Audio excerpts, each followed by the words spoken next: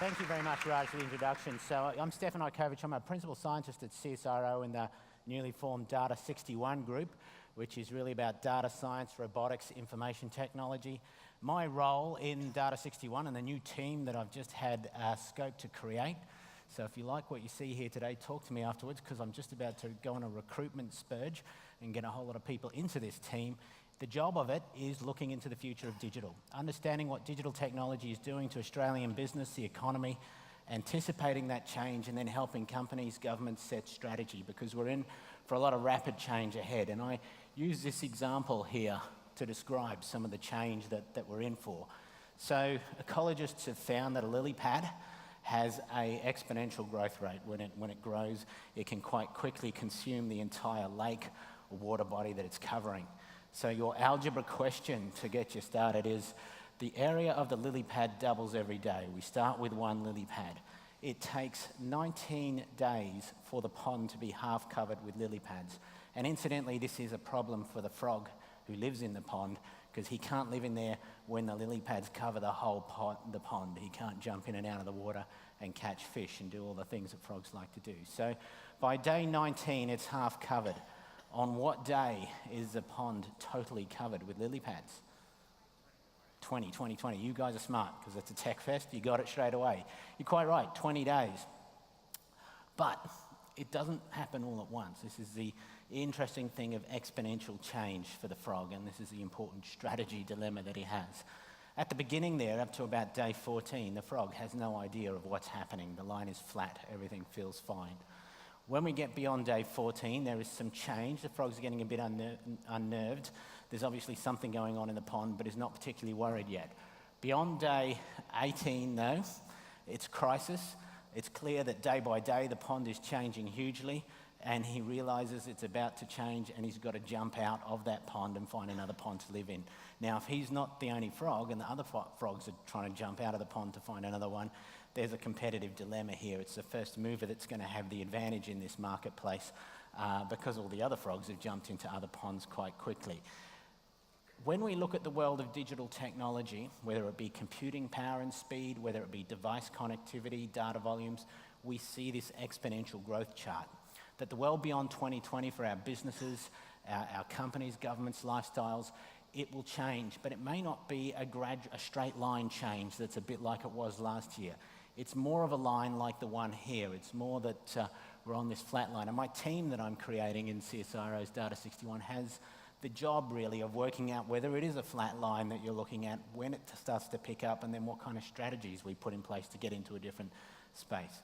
This presentation is going to go quite quickly through three major topics. I want to look at the rise and continued rise of the digital economy and relate it to the Industrial Revolution, and ask some questions about what sort of world we're moving into. Then I want to look at working and living in the digital economy. What's it going to do to our jobs and lifestyles? And we'll, towards the end, more around lifestyles and this sort of human experience factor living in a digitally immersed economy. So let's jump into the digital economy. The Industrial Revolution happened from 1815 to 1750. It was a time where humans invented cement, glass, steam engines, industrial chemicals, a rapid phase of invention where one invention built off another. Invention is not, and innovation is not like a skyscraper where one idea is slotted above the next one and so forth. It's like an inverted pyramid. We have one idea and a whole bunch of ideas can be built upon that, and then a whole bunch more ideas can be built upon that. And that's the nature of human innovation and idea creation. That's why it can happen quite quickly and have a snowball effect. Now, we are in the information revolution, which maybe started in the year 1980, but we're still probably in the beginning bits of it. And it is a period of rapid invention of how the world economy works and how you live, fueled by information technology. There's no two ways about it. Information technology is absolutely changing the world of commerce, human communication, living patterns, but it's only really gearing up and getting going. This graph behind me shows what happens to wages, a key indicator of people's well-being during the Industrial Revolution. Now, it wasn't all good. The early parts of the Industrial Revolution saw no improvement in human longevity. Lifespans hovered around for 42 years for people, didn't really go up, and wages basically stagnated. They were flatlining. But as we get into the second half of the Industrial Revolution, it moved up quite quickly. Now, some fairly bleak views of the digital age that we're moving into are that we're actually in for a tough time as computers and robots start doing all the jobs that people do. We're actually not going to be seeing the same wages growth that we've had in the latter part of last century. But there are other models and ways of viewing what might happen ahead of us. The way the economy works is changing too, and I think amazing look into sort of what's happening with the China economy that is moving so very quickly. The China economy is continuing to grow at rates of 6 to 9% despite the ups and downs, and is dragging the whole world economy from west to east and slightly south. In purchasing power parity terms, the China economy overtook the size of the US economy last year, and that broke the US economy's 140-year hold on having the world's biggest economy. Now, we are seeing an interesting switch in the China economy, and it's heavily fueled by technology here, but the services sector has gotten bigger than the manufacturing part of the Chinese economy. It is moving through a phase of rapid industrialization into an advanced service sector economy, which will characterize what happens in Australia as well, as they're our biggest trading partner. Efficiency improves in a technology-enabled economy too. I think the story of the light bulb over time is one of inventions which led to the same amount of luminosity for less and less electricity, a more efficient. We went from incandescent bulbs to fluorescent to light-emitting diodes, and we end up with personal wireless automated lighting today, so that the lights in the house are all connected to the internet, and if the stock market's doing badly, they can go into a miserable kind of greeny colour, or if it's doing well, they can bright up orange and make us feel happy. But there is intelligent lighting with potential for power savings, and that's where we're moving. But we see, as part of this, energy intensity, that graph shows there, over a whole economy. Energy kilowatt hours per US dollar of GDP decreases over time, so these economies become more efficient. Getting back to that frog in the pond and the exponential growth story, and the graphs, they're not the linear shift. This is the exponential shift that happens in the context of economic change. With this is just data being transmitted on the Australian internet. We would need 75 metres plus on the y-axis to finish that out to 2025 because of the data explosion. Computing speed, Moore's law, the number of transistors on an integrated circuit can be doubled at the same cost every 1.5 years, which is why the iPhone outpowers a computer filling this room in the 1960s. We'll continue, even with particle physics, when we cannot keep cramming those transistors onto the circuitry, we will switch to different architectures. And then quantum computing is, NASA and Google believe they've built a quantum computer. Some of the scientific community are skeptical still, but quantum computing is a step change in computing power. It's not just binary on-off, it's a dial that can be in any one, and millions of different positions at one time. So that's increasing. Internet of Things is also the connectivity between devices. The number of devices we're plugging into other devices is about to take a big jump from 2 billion in 2006 to 15 billion in 2015 to 200 billion. Now, there is theories of network functionality developed by Metcalfe that tells us purely by plugging, like when we had one fax, it did nothing. Another fax, we have a network with a tiny amount of functionality, a network of 45 million faxes, which is close to peak fax before they start to decline again. That has a step change in the functionality that's possible. The law firm in Jakarta can close a deal with the one in New York immediately, and a new business environment is possible. And then above that is built a whole new business ecosystem. The internet is not just faxes getting plugged into faxes, it's everything getting plugged into everything else. So it's changing the rules of economic theory. Ronald Coase is a Nobel Prize laureate in economics who came up with the theory of the firm, and he was interested about why during the 1900s we saw companies grow and organizations get large, and what led to their success. And the theories were around, they were able to reduce transaction costs by grouping people together and giving them functional roles and the specialized tasks, but they also overcame the asymmetries of information that existed in the marketplace and shared information internally. Well, that concept is really being broken away by the new platform economies that we're seeing. For example, Airbnb, the story of Uber is well known. I recently bought 2 electric scooters on AliExpress, which can do 30 kilometers on one charge at 27 kilometers an hour, and they're working really well. I didn't have to trust the supplier in China who made the scooters because the writing was all in Chinese. I couldn't work out the company. but I could trust AliExpress. When I purchase, it has a button up there that starts counting down from 20 days, and if I haven't clicked got it because it's arrived, I get a refund that goes into dispute resolution. Now, the thing that is important in the peer-to-peer economy is it's taken away a transaction cost that would have hitherto existed. Before that, I would have had to go to China and find someone who made these things. Would have been absolutely impossible. The transaction costs have been removed, but also it's won the trust war in that I didn't have to trust the supplier in China, I had to trust the platform. So we're about to see a reinvention of markets and economies and how they work, and Ronald Coase's theories, which have held for 100 years or so, are about to get reinvented as we delve into this digital economy. What happens to our jobs? What kind of work do we do? And the team I'm with, we've just finished our first major report, will be launched in Sydney in a couple of weeks at the Opera House, and it's on the future of work and what do jobs look like in a digitally enabled economy when so much is automated. The story of Watson on IBM, I think, is a fascinating one that you may have heard of, in that the team at IBM was given the challenge to go on the game show Jeopardy with a computer, and the computer had to listen to the questions, it had to drill into the internet to find an answer, and then get a voice response back on the show. They started that in 2006, and at the beginning it was a non-starter. It didn't come close to all the human contenders on Jeopardy. But bit by bit they improve it.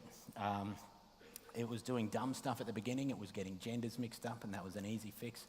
They got to this question in about the year 2009, and when they got Watson to solve this question, it put it into a very different space. So I'm going to give you the Jeopardy question that they solved, and this is where we saw artificial intelligence emerge inside Watson, I think. And the question is, your category is explorers, and the question is, on the discovery of George Mallory's body, he told reporters he still thinks he was first. Who is? On the discovery of George Mallory's body, he told reporters he still thinks he was first. Who is? Anyone want to have a guess at the name? Hillary, Sir Edmund Hillary, thank you very much. That is actually a tough Jeopardy question because a lot of intuitive leaps have to be made to get there. Now, it's hard for you, but if you were Googling reporters coming first, George Mallory and all the controversy about whether or not Hillary killed him before he got to the top and so forth, that would have created a lot of bycatch because we didn't give you Mount Everest. You have to use intuition and judgment to bring it together. But a bunch of proprietary algorithms that are buried deep inside IBM were able to crack and solve that. Watson will always win on Jeopardy now, being plugged into the medical system. Deep Blue will always win at chess. No human will outperform a computer at chess. Today's chess tournaments are one computer playing another computer with a third computer working out what's going on to explain to the mere human beings trying to follow the chess tournament what's actually happening. Robotics and automation are moving ahead really quickly and are increasingly automating the jobs that people do. Estimates from the University of Oxford on a study of 702 job types in America say that maybe 47% of all the jobs we do today are at high risk of automation and being replaced by robots because, like Watson, the robotic device does the job better. But it doesn't do everything, and I think it's changing the nature of the job market. What jobs do people get in tomorrow's workforce in the digital economy?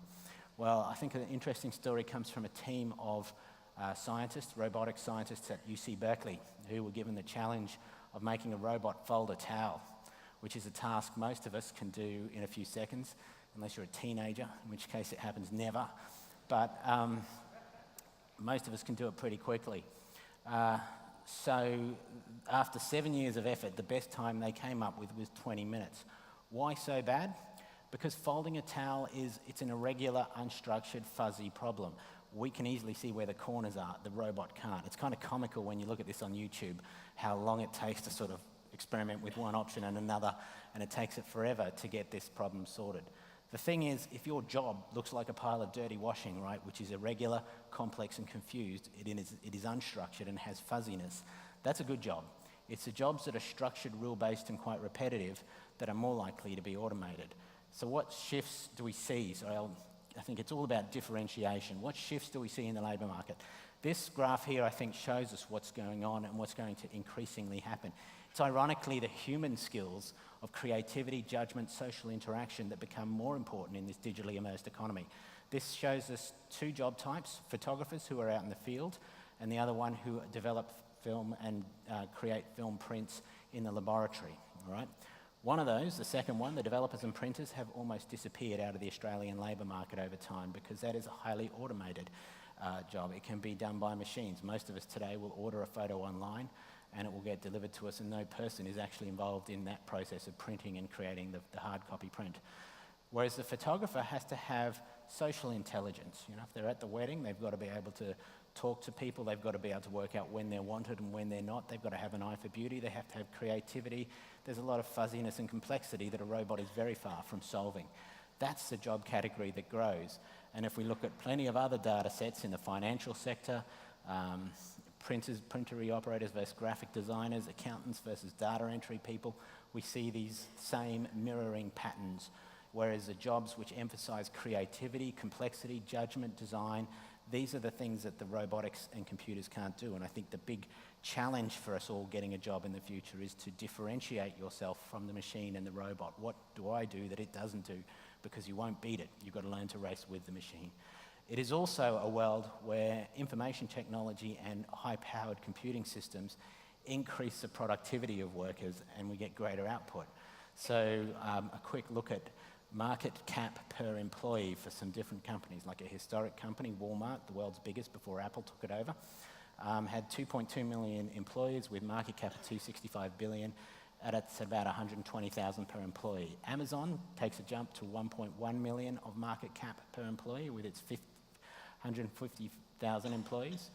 Facebook at 9,000 employees with 22 million, and Instagram at sale had only 13 employees, was sold for $1 billion with a market cap of 80 million per employee. So each employee was creating $80 million of market value. The digital native company is showing some different patterns of development compared to the historic firms of the past. It's growing a lot quicker. It's having much fewer staff to achieve the same level of output, and that's because digital economy allows for the rapid scale up of a new idea or a new business model that we haven't seen before. What about equality in the digital economy of the future? Do we become a more or less equal society? Well, there's sort of jury's out on that, and there's some different perspective. Tyler Cowen, in his book, The Average is Over, he's a US economist and academic from the Chicago School of Economics. He's arguing that we're heading for a future where the middle income bracket is scoured out by this, that a couple of people have learned to use technology very well at the very top end of the income scale, then there's a big gap to everyone else who is doing fairly menial jobs that haven't been automated or put into the hands of robots. Which is a bit of a dystopic future. Unequal societies are not fun to live in. There's a lot of research that shows that they're worse places to be on many levels. Joseph Stiglitz says, no, that's not what will happen. If we have inequality in society, it's mostly down to human governance and institutional structures and what we choose as a society. He sees digital as having a leveling effect, that digital technology allows anybody from any background to jump on and play in the world of e-commerce. So the kid in India who doesn't even have an electricity connection to the house, but charges up his iPad on the neighbour's grid, can jump on board and be a participant in the world economy on freelancer.com, or in a lot of other ways can buy and sell and create ideas and become active. So digital, in Stiglitz's view, could actually take away the boundaries and create a leveling of the playing field. What's it like to live in the digital economy? Then I'll wrap up and we can have some questions. This is a concept in economics, which I'll explain soon, but it's diminishing marginal returns to utility. It's why when we consume something, we want to go to something else. And I'm giving the example with drinking beer at the pub. So after this session, let's say we do go down to the pub for some beers, and we enter in a neutral state of happiness, which the dismal science economics calls utility instead of happiness. So from beer 1 to beer 2, we get a bit happier. Beer 2 to 3, happier again. 3 to 4, it's leveling off. Then this is going to be a long night, so we keep going. And by beer 6, we get the second wind there, and it goes up a little bit again, but it's delusional because then it pretty quickly goes down and down and down until that's where we buy a kebab, and the night is well and truly ended. Okay. It's not a linear shift, and it's not a straight line. Our discretionary expenditure, and when we consume something, shifts into something else. We always look for, there's an experiential good that because we get satiated with the initial one. You know, beer has other effects on us as well, but for anything we consume, we're satiated, and we switch our discretionary income into the experience. In tomorrow's world of advanced manufacturing, where we're moving towards zero marginal costs of production with so much stuff out there, people are switching more and more into the experiential space, and this is the concept of the experience economy. that it's not that the electricity company supplies me with electricity, they sell me heat, light, warmth. Qantas didn't sell me a seat on the plane, they sold me the ability to come here and talk to you. So what's the end of good experience that we're getting? It's more complex than we often think. When we get a coffee in the morning, you probably walk past 2 or 3 coffee shops to the one that you like. Probably it's just caffeine at both of them with some minor modifications, but the things that matter to you are the ambience of the coffee shop, the friendliness of the staff. Whether or not that coffee is fair trade might be important. There is a much broader experiential good which surrounds the coffee purchase for you. And for all of the things that we buy through and all of the technology we buy, understanding that experiential good is really at the heart of what this shift is. So the technology revolution, the companies at work will be understanding the human experience factor. So that is a little snapshot of thinking from us on terms of some of the trends and ideas about how this digital economy plays out. Thanks very much for your time.